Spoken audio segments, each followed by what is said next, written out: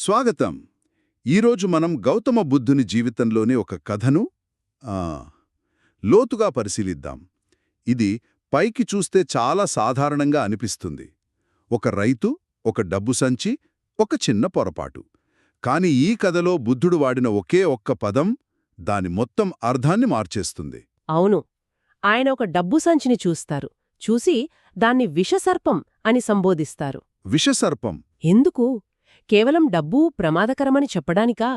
లేక దాని వెనుక మానవ మనస్తత్వానికి సంబంధించిన ఇంకా లోతైన అర్థముందా? సరిగ్గా ఈరోజు మనం ఛేదించబోయే చిక్కుముడి అదే. ఈ కథలో దాగి ఉన్న ఆ పాఖాన్ని బయటకు తీయడమే మన లక్ష్యం. సరే, అయితే ముందుగా అసలా కథ ఏంటో చూద్దామా? తప్పకుండా.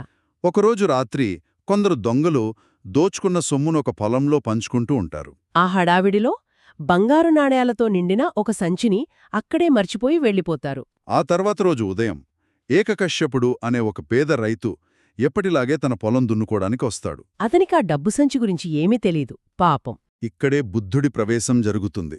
ఆయన తన దివ్య దృష్టితో చూస్తారు. ఆ ఆ రైతుకు జ్ఞానాన్ని అందించే ఒక గొప్ప అవకాశం అక్కడుందని గ్రహిస్తారు. అంటే ఇది యాదృచ్ఛికంగా జరిగింది కాదనమాట. అస్సలు కాదు. వెంటనే తన ప్రధాన శిష్యుడైన ఆనందునితో కలిసి ఆ పొలం వైపు బయల్దేరుతారు. ఖచ్చితంగా. బౌద్ధ గ్రంథాలలో చెప్పినట్లు బుద్ధుని ప్రతిచర్య వెనుక ఒక కారణం, ఒక కరుణ ఉంటాయి. అవును. ఆయన ఆ రైతు జీవితంలో రాబోయే ఒక కీలకమైన మలుపును, ఒక పరివర్తన చెందగల క్షణాన్ని ముందుగానే చూశారన్మాట. అంటే కేవలం ధర్మాన్ని బోధించడం మాత్రమే కాదు. కాదు, ఒక వ్యక్తిని పెను ప్రమాదం నుండి రక్షించి సరైన మార్గంలో పెట్టడానికి వెళ్తున్నారు. వారు ఆ పొలానికి చేరుకోగానే దొంగలు వదిలి వెళ్లిన డబ్బు సంచి వారికి కనిపిస్తుంది. అప్పుడు బుద్ధుడు ఆ సంచిని చూపిస్తూ ఆనందునితో ఇలా అంటాడు, ఆనందా, అదిగో చూడు, అక్కడున్న విషసర్పంను చూడు. దానికి ఆనందుడు కూడా ఏమాత్రం ఆలోచించకుండా, అవును భంతే, అది నిజంగానే భయంకరమైన విషసర్పం అని బదిలిస్తాడు. ఇక్కడ భంతే అంటే గురువుగారికి లేదా గౌరవనీయులైన వారికిచ్చే సంబోధన. అవును. వారిద్దరి సంభాషణ దగ్గర్లోనే పనిచేస్తున్న రైతు చెవిన పడుతుంది. నా పొలంలో పాముందా అని ఆందోళనతో, ఆసక్తితో వాళ్లు చూపించిన వైపు పరిగెత్తుతాడు. తీరా అక్కడికి వెళ్లి చూస్తే అతనికి పాముకు బదులుగా బంగారు నాణేలతో నిండిన సంచి కనిపిస్తుంది. ఒక్కసారిగా అతని కళ్ళు మెరుస్తాయి. ఒక్క క్షణం ఇక్కడ ఆగుదాం. బుద్ధుడు వాడిన ఆ రూపకం గురించి ఆలోచిద్దాం. విషసర్పం. అవును. ఆయన ప్రమాదకరమైన వస్తువు అనలేదు. అది మనది కాదు, ముట్టుకోవద్దు అని కూడా చెప్పలేదు. పామునే ఎందుకెంచుకున్నారు? మంచి ప్రశ్న. ఎందుకంటే పాము ప్రమాదం. అది పైకి కనిపించదు. అది నిశ్శబ్దంగా ఉంటుంది, కొన్నిసార్లు ఆకర్షణీయంగా కూడా కనిపించవచ్చు. నిజమే. కాని దాని కాటులో ప్రాణాంతకమైన విషం ఉంటుంది. ఆ విషం నెమ్మదిగా శరీరమంతా పాకి మనిషిని చంపేస్తుంది. అంటే ఆ డబ్బు సంచి కూడా అలాంటిదేనని ఆయన హెచ్చరిస్తున్నారా? సరిగ్గా. పైకి చూస్తే అదృష్టంలా, సంపదలా కనిపిస్తుంది. కాని దాని వెనక ప్రాణాంతకమైన ప్రమాదం దాగి ఉందని ఆయన ముందే గ్రహించారు. సరిగ్గా. ఆ ప్రమాదం దురాశ రూపంలో ఉంటుంది. ఆ రైతు ఆ డబ్బును చూడగానే, ఆహా, ఇది నా అదృష్టం, ఇది నాకే దక్కింది అని అనుకున్నాడు. ఆ క్షణంలోనే ఆ విషసర్పం అతన్ని కాటువేసింది. ఆ విషం అతని వివేకాన్ని, హేతువును నెమ్మదిగా చంపేయడం మొదలుపెట్టింది. నిజమే. ఆ తర్వాత జరిగేది చూస్తే అది అక్షరాల నిజమనిపిస్తుంది. ఆ రైతు ఏం చేస్తాడు? ఆ సంచిని తీసుకుని ఎవరికీ తెలియకుండా తన పొలంలోనే దాచిపెడతాడు. ఏమీ తెలియనట్టు తన పని చేసుకుంటూ ఉంటాడు. కాని ఇంతలోనే దొంగతనం గురించి ఫిర్యాదు అందుకున్న రాజభటులు దొంగలను వెతుక్కుంటూ ఆ పొలం వైపు వస్తారు. వాళ్ళు ఆ రైతును ప్రశ్నించగా అతను తడబడతాడు. పొలంలో వెతక్క దాచిపెట్టిన డబ్బు సంచి దొరుకుతుంది. ఇంకేముంది, అతనే దొంగాని నిర్ధారించుకుంటారు. అతన్ని పట్టుకుని రాజుగారి ముందు ప్రవేశపెడతారు. ఇక్కడ నాకొక సందేహం వస్తుంది. రాజుగారు పూర్తి విచారణ జరపకుండానే, రైతు చెప్పేది కూడా వినకుండానే అతనికి నేరుగా ఉరిశిక్ష విధిస్తాడు. అవును.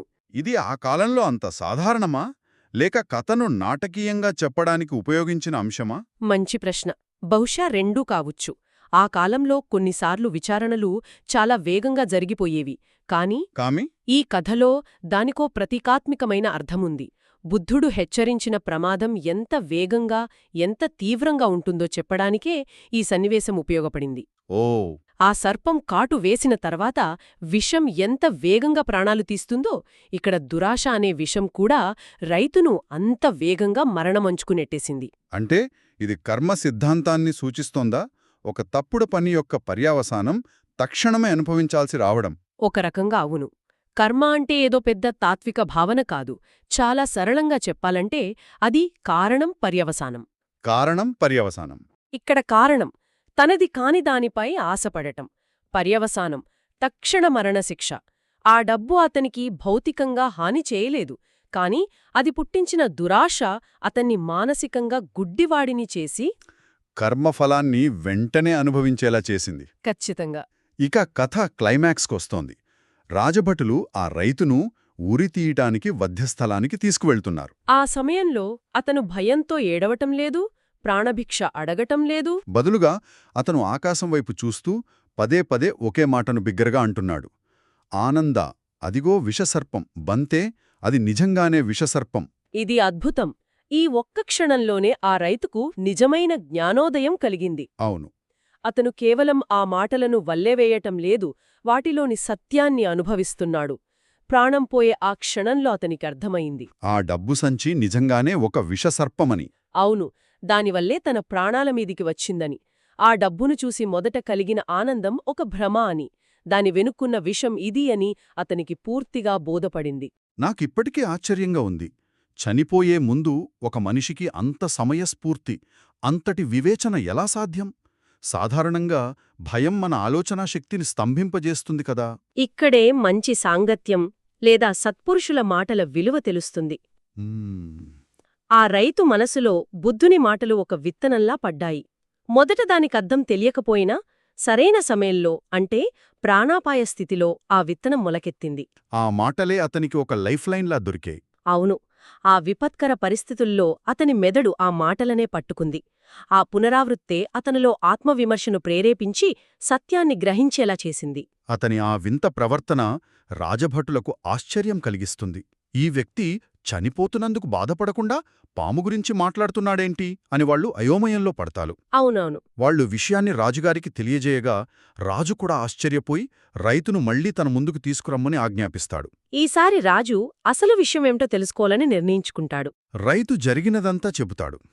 తన పొలంలో బుద్ధుడు, ఆనందుడు అనుకున్న మాటలు, వాటిని తాను ఎలా అపార్థం చేసుకున్నది, చివరకు వాటిలోని నిజం ఎలా తెలిసివచ్చింది వివరిస్తాడు. అప్పుడు రాజు బుద్ధుణ్ణి పిలిపిస్తాడు. ఆయనే స్వయంగా అంతా వివరిస్తారు. ఆ డబ్బు సంచిని విషసర్పం అని ఎందుకన్నారో చెప్పడంతో అందరికీ అసలు విషయం అర్థమవుతుంది. రైతు నిర్దోషిగా విడుదలవుతాడు. అతను తన ప్రాణాలను తిరిగి పొందడమే కాకుండా బుద్ధుణ్ణి బోధనలకు ప్రభావితుడై ఆయనకు ఉపాసకుడుగా మారతాడు. ఇక్కడ ఉపాసకుడు అంటే సన్యాసిగా అంటే ఒక భిక్షువుగా మారిపోయాడని కాదు కదా. కాదు, చాలా మంచి పాయింట్ అది.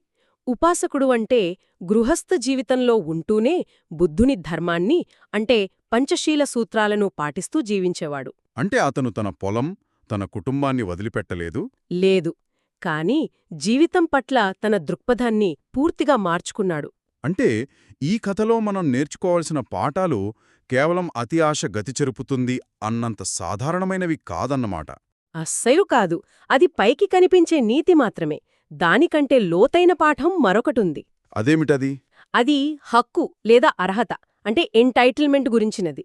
ఆ డబ్బును చూడగానే రైతు మనసులో ఏమనుకున్నాడు? ఇది నా అదృష్టం, ఇది దేవుడు నాకిచ్చిన వరం, దీనిపై నాకు హక్కుంది అని భావించాడు. తనది కాని దానిపై, కష్టపడి సంపాదించని దానిపై హక్కును ఆపాదించుకోవడమనే మానసిక వలయంలో చిక్కుకున్నాడు. ఓహ్ అవును. బుద్ధుడు హెచ్చరించిన అసలైన విషం బహుశా ఇదే కావచ్చు. అవును.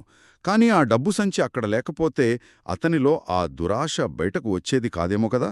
అంటే బాహ్య ప్రపంచంలోని ప్రలోభాల పాత్ర కూడా కీలకమే అంటారా? చాలా కీలకమైన పాయింట్. ఆ డబ్బు సంచి ఒక ఉత్ప్రేరకం, ఒక క్యాటలిస్ట్ లాంటిది. ఉత్ప్రేరకం. మనిషి మనస్సులో నిద్రాణంగా ఉన్న దురాశ అనే విషాన్ని అది ఒక్కసారిగా బయటకు తెచ్చింది. అందుకే బుద్ధుడు ఆ వస్తువునే విషసర్పమని సంబోధించాడు. ఎందుకంటే అలాంటి వస్తువులు మనలోని బలహీనతలను బయటపెడతాయి. ఖచ్చితంగా.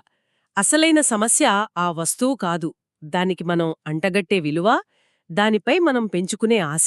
అంటే ఆ రైతు మొదట డబ్బును చూసి పొందిన ఆనందం తాత్కాలికం, ఒక భ్రమ. అవును.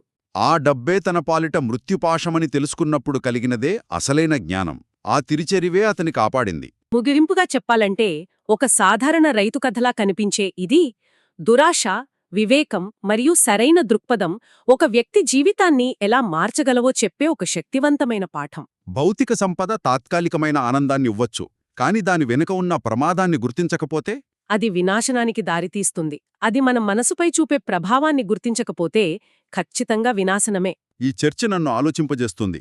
ఆ రైతు కథలో ప్రమాదాన్ని విషసర్పమని స్పష్టంగా గుర్తించారు. మ్మ్. మరి మన ఆధునిక జీవితంలో ఇలాంటి విషసర్పాలు ఏ రూపంలో ఉన్నాయి? పైకి ఎంతో ఆకర్షణీయంగా, కావాల్సినవిగా కనిపించి మనల్ని నెమ్మదిగా లోబర్చుకునేవేవి? వాటికోసం ఎంతకైనా తెగిస్తే అవే మనల్ని నాశనం చేసే విషసర్పాలుగా మారతాయి. ఆ రైతులాగే మనం కూడా వాటిని చూసి మురిసిపోతాం. కాని అవి మన వివేకాన్ని ఎప్పుడు కాటువేస్తాయో మనకే తెలీదు.